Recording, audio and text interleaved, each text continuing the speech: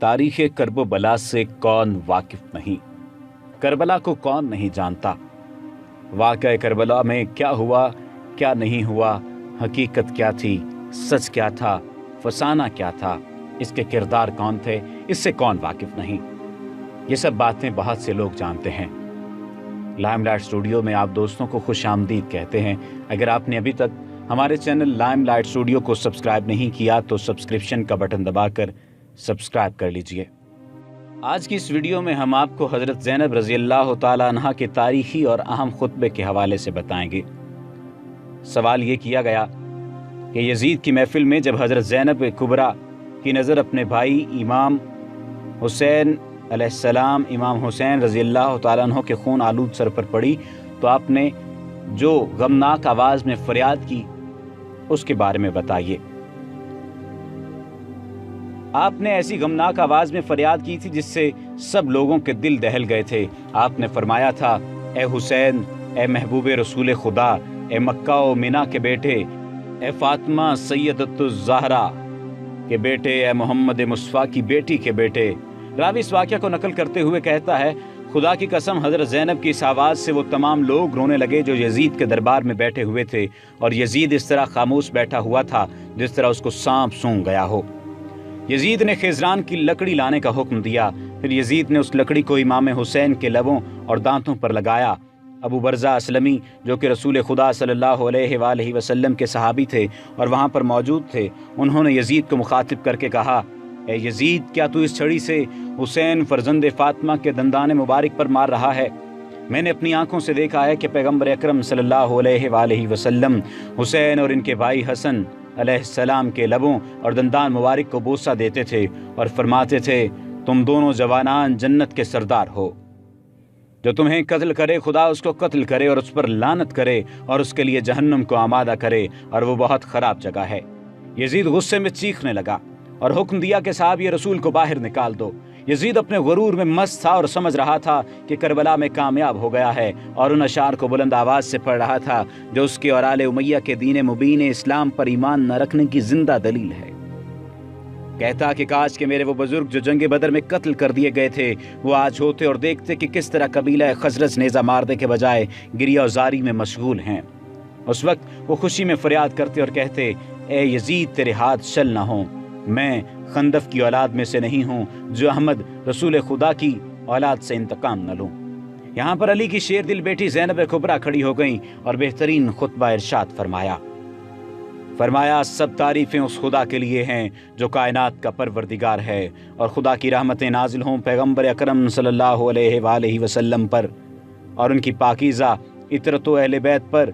अम्मा बाद, बिलाखिरान लोगों का अंजाम बुरा है जिन्होंने अपने दामने हयात को बुराइयों की सयाही से दागदार करके अपने खुदा की आयात की तकज़ीब की और आयात परवरदिगार का मजाक उड़ाया। ए यजीद, क्या तू समझता है कि तूने हम पर ज़मीन के गोशे और आसमान के किनारे तंग कर दिए हैं, और आले रसूल को रस्सियों और जंजीरों में जकड़ कर दर बदर फिराने से तू खुदा की बारगाह में सरफराज हुआ और हम रुस्वा हुए हैं? क्या तेरे ख्याल में हम मजलूम होकर जलील हो गए और तू जालिम बनकर सरबुलंद हुआ? क्या तू समझता है कि हम पर जुल्म करके खुदा की बारगाह में तुझे शान व मकाम हासिल हो गया है? आज तू अपनी ज़ाहिरी फतह की खुशी में सरमस्त है, मुसरत व शादमानी से सरशार होकर अपने गालिब होने पर इत्तरा रहा है, और जमामदारी खिलाफत के हमारे मुसलमान हुकूक को गस्ब करके खुशी व सुरूर का जश्न मनाने में मसरूफ़ है। अपनी गलत सोच पर मगरूर न हो और होश की सांस ले। क्या तूने खुदा का ये फरमान भुला दिया है कि हक़ का इनकार करने वाले ये ख्याल न करें कि हमने उन्हें जो मोहलत दी है वो उनके लिए बेहतर है, बल्कि हमने इन्हें इसलिए ढील दे रखी है कि जी भरकर अपने गुनाहों में इजाफा कर लें, और इनके लिए खौफनाक अजाब मुअय्यन किया जा चुका है। उसके बाद फरमाया, ए तलक़ा के बेटे, आज़ाद करदा गुलामों की औलाद, क्या ये तेरा इंसाफ है कि तूने अपनी मसरूआत और लौंडियों को चादर और चार दीवारी का तहफ़्फ़ुज़ फराहम करके पर्दे में बिठा रखा है, जबकि रसूल ज़ादियों को सरबरहना दरबदर फिरा रहा है?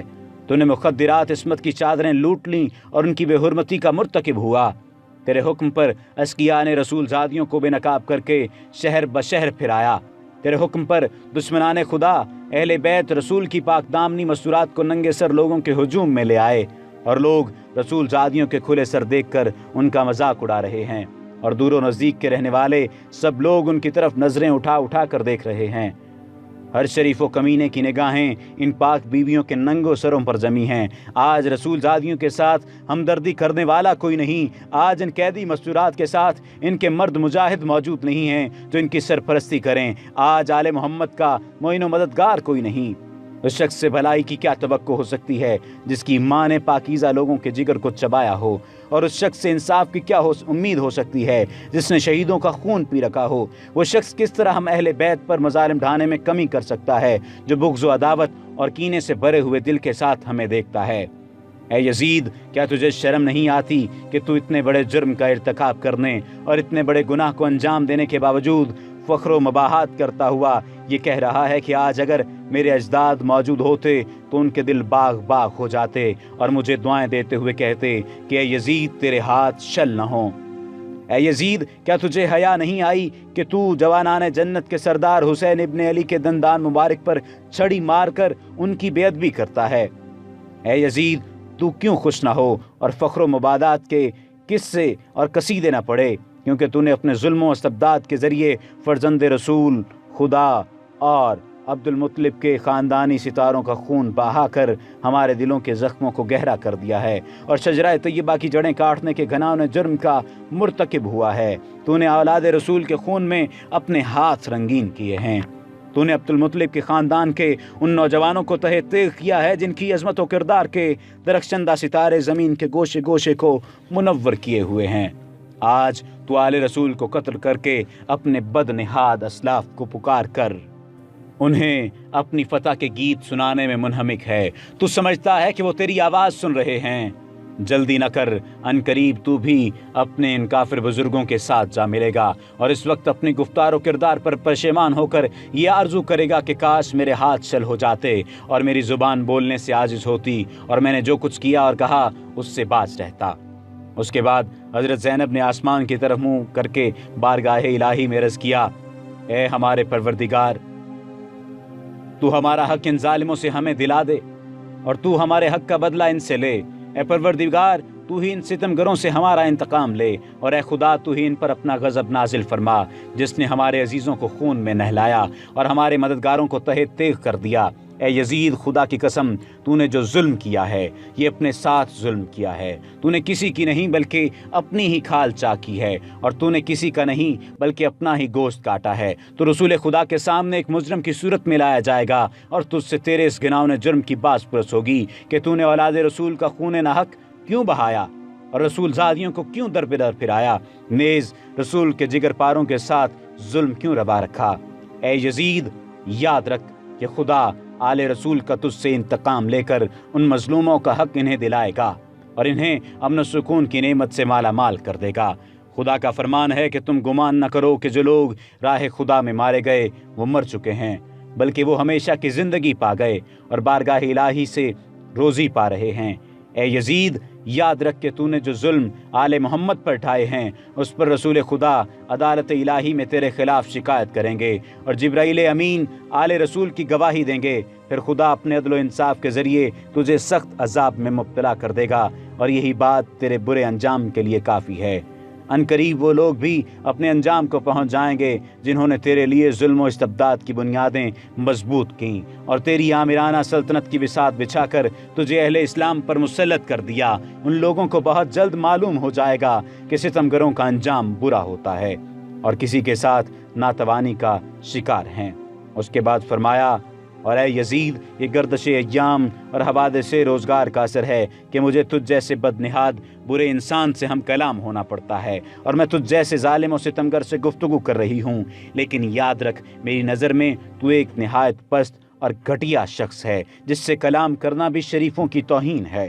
میری اس جرت سخن پر تو مجھے اپنے ستم کا نشانہ ہی کیوں نہ بنا دے، لیکن میں اسے ایک عظیم امتحان اور آزمائش سمجھتے ہوئے صبر و استقامت اختیار کروں گی، اور تیری بد کلامی اور بد سلوکی میرے عزم و استقامت پر اثر انداز نہیں ہو سکتی۔ اے یزید، آج ہماری آنکھیں اشکبار ہیں اور سینوں میں آتش غم کے شعلے بھڑک رہے ہیں۔ افسوس تو اس بات پر ہے کہ شیطان کے ہم نوا اور بدنام لوگوں نے رحمان کے سپاہیوں اور پاک باز لوگوں کو تہہ تیغ کر ڈالا۔ اور ابھی تک اس شیطانی ٹولے کے ہاتھوں سے ہمارے پاک خون کے قطرے ٹپک رہے ہیں۔ ان کے ناپاک دہن ہمارا گوشت چبانے میں مصروف ہیں، اور صحرا کے بھیڑیے ان پاک باز شہیدوں کی مظلوم لاشوں کے ارد گرد گھوم رہے ہیں، اور جنگل کے نجس درندے ان پاکیزہ جسموں کی بے حرمتی کر رہے ہیں۔ اے یزید، اگر آج تو ہماری مظلومیت پر خوش ہو رہا ہے اور اس سے اپنے دل کی تسکین کا باعث سمجھ رہا ہے، تو یاد رکھ کہ جب قیامت کے دن اپنی بدکرداری کی سزا پائے گا تو اس کا برداشت کرنا تیرے بس سے باہر ہوگا۔ خدا عادل ہے اور وہ اپنے بندوں پر ظلم نہیں کرتا۔ ہم اپنی مظلومیت اپنے خدا کے سامنے پیش کرتے ہیں، اور ہر حال میں اسی کی عنایات اور عدل و انصاف پر ہمارا بھروسہ ہے۔ اے یزید، تو جتنا چاہے مکر و فریب کر لے اور بھرپور کوشش کر کے دیکھ لے، مگر تجھے معلوم ہونا چاہیے کہ تو نہ تو ہماری یاد لوگوں کے دلوں سے مٹا سکتا ہے، اور نہ ہی وحی الہی کے پاکیزہ آثار محو کر سکتا ہے۔ تو یہ خیال خام اپنے دل سے نکال دے کہ ظاہر سازی کے ذریعے ہماری شان و منزلت کو پالے گا۔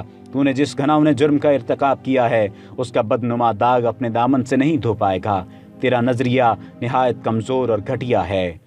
تیری حکومت میں گنتی کے چند دن باقی ہیں، تیرے سب ساتھی تیرا ساتھ چھوڑ جائیں گے۔ تیرے پاس اس دن کی حسرت و پریشانی کے سوا کچھ بھی نہیں بچے گا، جب منادی ندا کرے گا کہ ظالم و ستمگر لوگوں کے لیے خدا کی لعنت ہے۔ ہم خدا قدوس کی بارگاہ میں سپاس گزار ہیں کہ ہمارے خاندان کے پہلے فرد حضرت محمد مصطفیٰ صلی اللہ علیہ وآلہ وسلم کو سعادت و مغفرت سے بہرہ مند فرمایا، اور امام حسین کو شہادت و رحمت کی نعمتوں سے نوازا۔ ہم بارگاہ عزدی میں دعا کرتے ہیں کہ وہ ہمارے شہیدوں کے ثواب و اجر میں اضافہ و تکمیل فرمائے، اور ہم باقی سب افراد کو اپنی عنایتوں سے نوازے۔ بے شک خدا ہی رحم و رحمت کرنے والا اور حقیقی معنوں میں مہربان ہے۔ خدا کی عنایتوں کے سوا ہمیں کچھ مطلوب نہیں، اور ہمیں صرف اور صرف اسی کی ذات پر بھروسہ ہے، اس لیے کہ اس سے بہتر کوئی سہارا نہیں۔ یہ خطبہ تاریخ اسلام کا بہت ہی فصیح اور طاقتور خطبہ ہے۔ گویا اس خطبے میں علی ابن طالب کی بلند و بالا روح اور بے نظیر شجاعت ان کی شیر دل بیٹی زینب کبریٰ کی زبان پر جاری ہو گئی ہے، جو اسی زبان و لہجہ اور اسی منطق میں تقریر کی ہے۔ اللہ ہم سب کا حامی و ناصر ہو اور اہل بیت پر رحمتوں کا نزول کرے۔ وما علینا الا البلاغ المبین۔